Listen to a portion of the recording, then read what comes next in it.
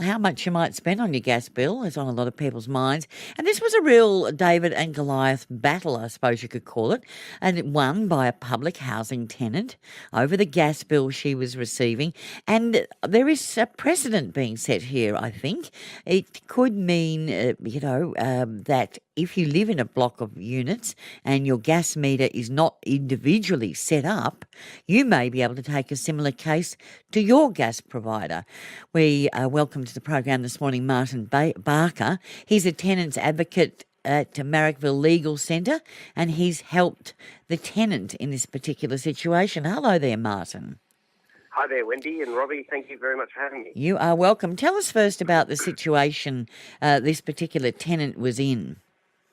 Yeah, so our tenant, Eva, is a public housing tenant, and she had problems for a number of years about high gas bills associated with her hot water usage. And she had done everything that she could to get to the bottom of it. And as you mentioned, she'd even gone to the extent of not using her hot water for an entire winter. She went and showered at her son's place. But despite what she had tried to do, she couldn't get to the bottom of it. So she came to see us, and we helped her lodge an application with the tribunal. Right, and it was a fascinating case here. Tell us about the tribunal that you went to. Yeah, so we helped her to lodge an application in the New South Wales Civil and Administrative Tribunal against her landlord, who's the public housing provider, the New South Wales Land and Housing Corporation. And the tribunal found that that Eva shouldn't have to pay for her gas charges because her usage of gas involved factors that were not under her control. So the number of units that were occupied affected her gas charges. How well maintained the central hot water system would also affect how much she should have to pay. So the tribunal said that in those circumstances it's not appropriate for her to be having to pay for her gas charges. Martin, this is a really interesting precedent, and there will be people listening who live in apartment blocks who have to share gas bills as well, who might be thinking, well, I wonder if there is going to be an opportunity for me to be able to question the costs that I'm paying. That's right, because we have to be careful to say this was a public housing tenant, and the tribunal was against Housing New South Wales. But let's talk about whether if you were a private tenant and you wanted to, well, I don't know, take a case against the body corporate or the provider themselves, how would we go, do you think? Yeah, look, everyone who is a tenant in New South Wales, their agreement with their landlord is regulated under the Residential Tenancies Act, so it's whether you're a public housing tenant or a private tenant. And the Act says that tenants are only required to pay for utility charges, whether that's gas charges or water or electricity, if their usage is separately metered. So we would have to see what would happen in the tribunal for a private tenant. But yes, I think potentially it does apply. If there are people living in private unit blocks where their gas usage is dependent on factors that are outside of their control, then this decision may well apply to them.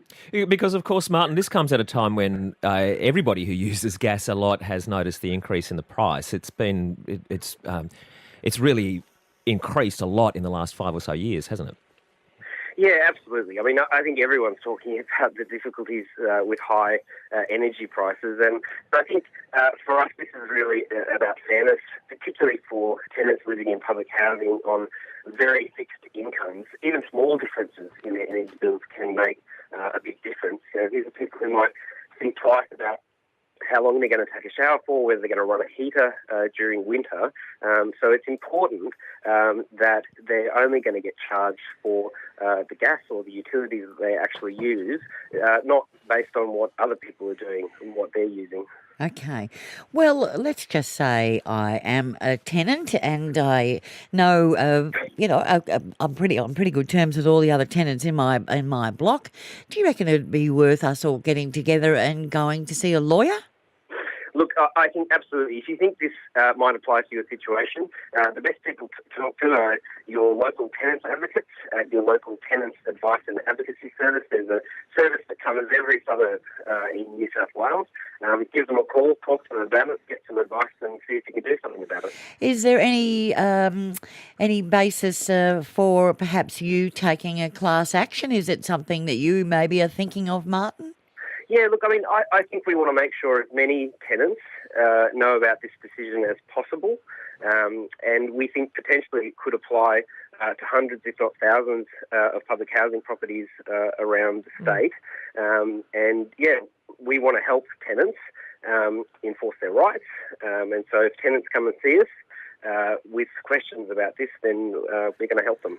And Martin, what was Eva's reaction like when she found out she'd won? Well, look, I mean, a lot of credit to Eva. She's just battled with this issue for years. And for a long time, she's done that by herself and more recently with our help. And so I think she was both very excited and very relieved that after such a long time, she got such a good result. Got a couple of texts here you might be able to help us with. Well, this is a comment, I suppose, as much as anything. As a real estate agent of 25 years' experience, we've always been taught that you can't charge tenants for anything if it isn't separately metered. One rule for one and then one for another, says our texter. And then we have Narelle who says, what about water? What about where in an apartment block where the water bill has to be shared? Yeah, look, for water, it's the same. It really applies to any utility that a tenant's using. They should only be charged for their usage. If it's separately metered. There's one exception for public housing tenants with water usage. There's a different way that the public housing provider is allowed to charge for that. But in general, if your usage isn't separately metered, you shouldn't be paying for it. All right, we might see if anybody else has been suffering with the same problems. But thanks so much for your time this morning, Martin. Thank you so much. Good on you, Martin Barker, who's the tenants advocate at Marrickville Legal Centre.